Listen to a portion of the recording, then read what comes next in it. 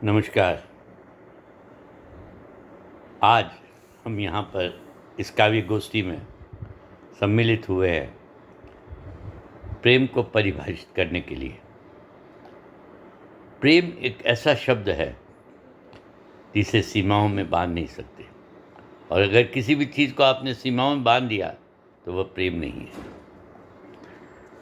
अतः प्रेम की परिधि, ये कहना गलत होगा, लेकिन प्रेम से ही परिधि है, प्रेम से ही सीमा है, प्रेम से ही सहिष्णुता है, प्रेम से ही मानवता है।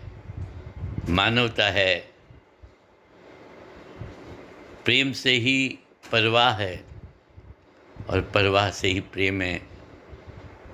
प्रेम है तो परिवार है, परिवार है तो समाज है, समाज है तो प्रांत है, प्रांत है तो देश है, देश है तो विदेश है, विदेश है तो विश्व है, विश्व है तो प्रकृति है, प्रकृति है तो ब्रह्मांड है, ब्रह्मांड है तो ईश्वर है, और ईश्वर ही प्रेम है, और प्रेम ही ईश्वर है।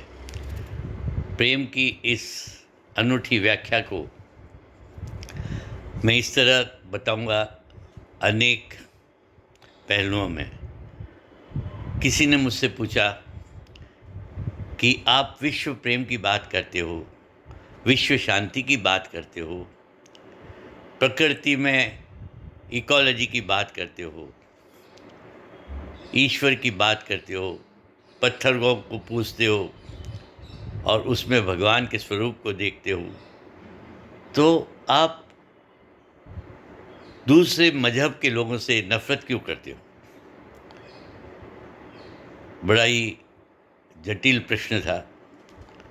तो मैंने कहा, हम किसी कौम के खिलाफ नहीं हैं, हम किसी मजहब के खिलाफ नहीं हैं, लेकिन जब मजहब से देश प्रेम में कमी होती है तब हम उस मजहब को प्यार की नज़र से, प्रेम की नज़र से नहीं देखते। जिस मजहब में देश प्रेम नहीं झलकता है, जिस मजहब में देश से भी अपने ही मजहब के लोगों को प्राथमिकता मिलती है, तब उस मजहब के हम खिलाफ हो जाते हैं। ये खिलाफत हमारी मजहब से नहीं है, ये खिलाफत है हमारी उन लोगों से जो इस देश में रहते हैं और उसी देश के प्रति अपनी प्रीति, अपने प्रेम को नहीं दर्शाते हैं, न प्रेम करते हैं। भारत माता की जय, वंदे मातरम कहने को जिन्हें आपत्ति है, उन्हें हम किस मजहब का माने? जिस देश में आपने रहकर अपने जीवन को यापित किया है, जिस देश में रहकर आपने अपने आप को किसी भी अवस्था में पाया है, उस देश के प्रति अगर आपके मन में प्रीति नहीं है तो उस धर्म का क्या मतलब?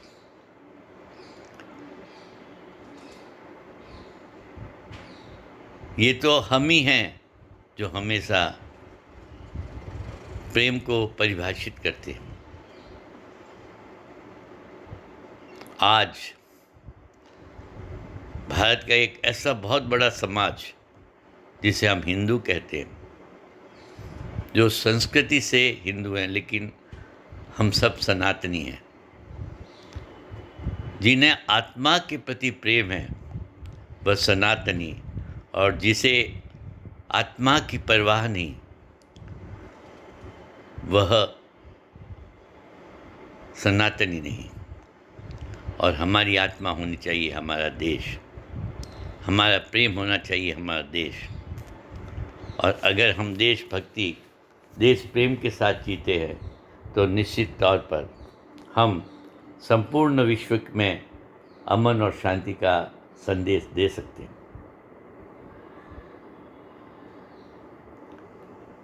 प्रेम है तो मानवता है। प्रेम बगैर मानव मानव नहीं।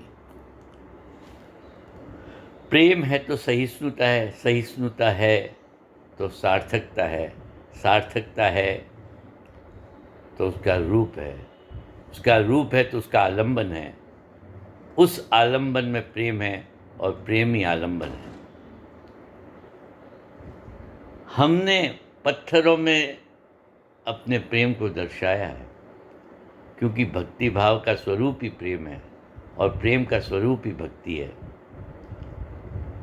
आज हम प्रेम जैसे गहरे विषय को विश्लेषित करने के लिए यहाँ इकट्ठे हुए हैं, लेकिन प्रेम से ही मुस्कान है, और मुस्कान है तो शांति है, शांति है तो परवाह है, परवाह है तो परिवार है। प्रेम को किसी बंधनों से बांध नहीं सकते, प्रेम की सीमा कभी आंक नहीं सकते। प्रेम की परिधि, वाह रे वाह, जिसमें परिधि हो, जिसकी सीमा हो, वह प्रेम भला कैसे हो सकता है। अगर समुद्र को, सागर को, पृथ्वी से प्रेम न होता तो शायद हम न होते, आप न होते, सिर्फ सागर ही सागर होता। ये प्रेम ही तो है जिसने सागर को अपनी सीमाओं से परिलक्षित किया। सागर को अपनी सीमाओं में रहने का संदेश पृथ्वी का सागर से प्रेम ही था।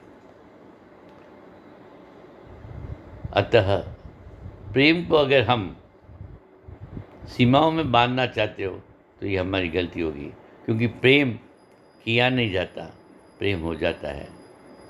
प्रेम दर्शाया नहीं जाता, प्रेम झलकता है। प्रेम